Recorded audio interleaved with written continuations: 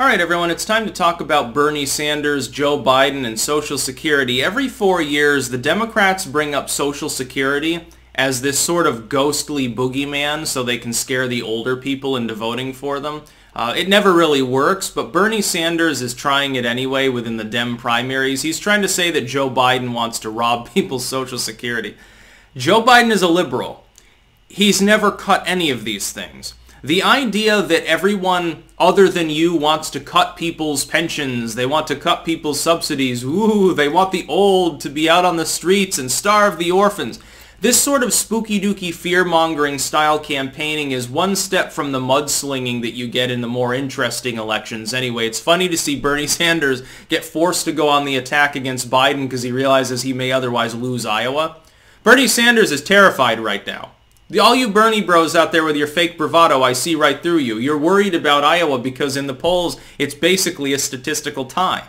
I'm not, by the way, surprised. By the way, if Bernie Sanders loses there, it doesn't matter. Iowa, demographically, Iowa doesn't matter.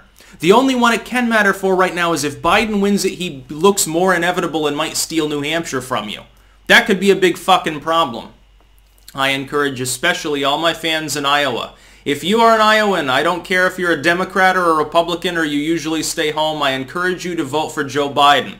I encourage you to save face in your state, number one. Number two, think about how fucking hilarious it would be to see Biden, who makes verbal errors every time he speaks, debate Trump. Because they both say off-the-cuff weird shit. They both do the false, aggressive sort of posturing. Oh, I'd like to punch him. Oh, well, yeah, I'd do more push-ups. Can you imagine how funny it would be? And then third, you know, as a creator, I'm asking you as a fan of my work, I'm a Vermonter, and I don't want to see my home state, you know, basically defamed as being somehow in league with this goofball from Brooklyn. Now, I realize that the majority of Vermonters like him. I actually sparred with someone on Twitter. Dude, the majority of Vermonters support Bernie Sanders because he's from Vermont. This happens in most states. It doesn't matter if they ideologically agree with him. Try coming to Rutland County or going up to the Northeast Kingdom. You're not going to find quite as much Bernie bullshit. No, but people say, well, if we have a president from Vermont, that means he'll come back here. It'll be a tourist draw. Vermont's a tourist state. Dude, they love that tourist cash. We love tourist cash in the state of Vermont, including drug tourism now. Yeah, it'd be lucrative for the state if Bernie Sanders became the president of the United States. Absolutely. I don't discount that at all. But to all the local business owners, dude, then when he turns around and taxes you twice as much, what are you going to do then? That tourist money is not going to be stretched so far now, is it, after all? Anyway, sometimes people vote against their own self-interest. Just look at all the Bernie bros out there. They still think that he's going to give them free shit. They still think the Democrats are going to let him do that without taxing the middle class. Boy, oh boy, the cognitive dissonance would have to kick in real hard in order for the Bernie bros to keep supporting him 2 years into his term. Just watch. But thankfully, I don't think that'll happen. I think Biden will get nominated and he'll lose and Trump will get reelected. And then you have this. Let's tell the truth about Biden on Social Security, Medicare, and things like that. He has suggested in the past, as early as the 90s, that he was on board with spending freezes. That's a Reaganite strategy. Reagan never cut your Social Security. The Democrats railed against him and said, oh, he's going to take an axe to these social programs because he's an evil right-wing fascist. He never did that to even a single fucking program. Trump has been much more of a deregulator. It's funny to see Bernie Sanders go after him on these issues too. It seems like Bernie Sanders has decided to be now the Social Security and Medicare candidate. Very interesting strategy there. I think you should have stuck with healthcare because I think it hit harder. So he's going after Trump on that, but also Biden.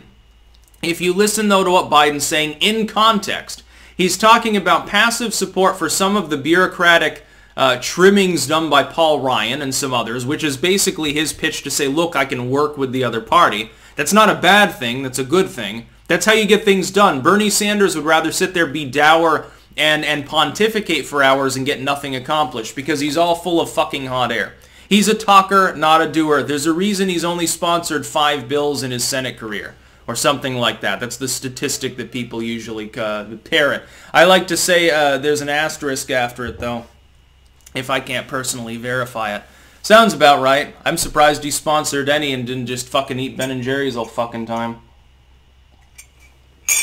Joe Biden has not, I repeat, not proclaimed that he wants to cut little old ladies' Social Security.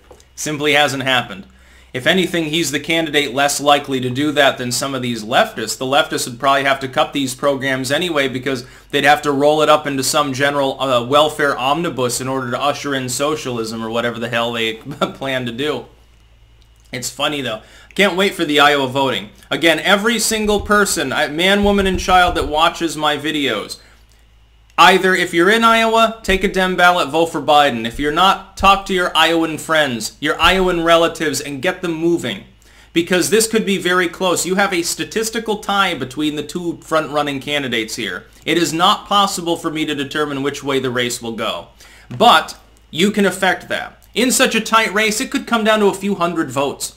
Wouldn't it be funny if Joe Biden manages to eke out a win by 5 or 10 votes or something like that? I'll sit here and chuckle and clank the spoon for an hour. You'll probably get a laugh, and then Joe Biden will pretty much have clinched it if he wins Iowa, to tell the truth.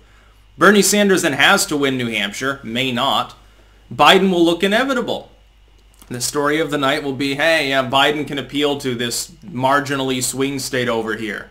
Bernie Sanders wins in New Hampshire. Well, fucking yeah, it's right next to the state he's from.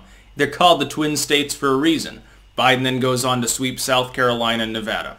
It's basically what would probably happen. There's a 99% chance of it. But it requires people's actions. I think it would be funny to see Biden and Trump debate. It'd be fucking hilarious. Dude, please, don't rob that timeline from me. When we get two people shouting incoherently at each other, it will lay bare the political situation as it is. I passively support Trump because of his tax premises and his understanding of economics and the border being better than any of the Democrats. I support him, therefore. But in such a race, really, everyone wins because we get exactly what we want. We get to see politics bare-assed. The emperors will have no clothes at that point and spend the whole race antagonizing each other. I don't want to go back to decency or anything. I want Biden to talk about that while doing the opposite. I want him to be incoherent and contradictory and laugh at reporters and do weird, demented things. That's what I want more than anything else. That's about all. Peace out.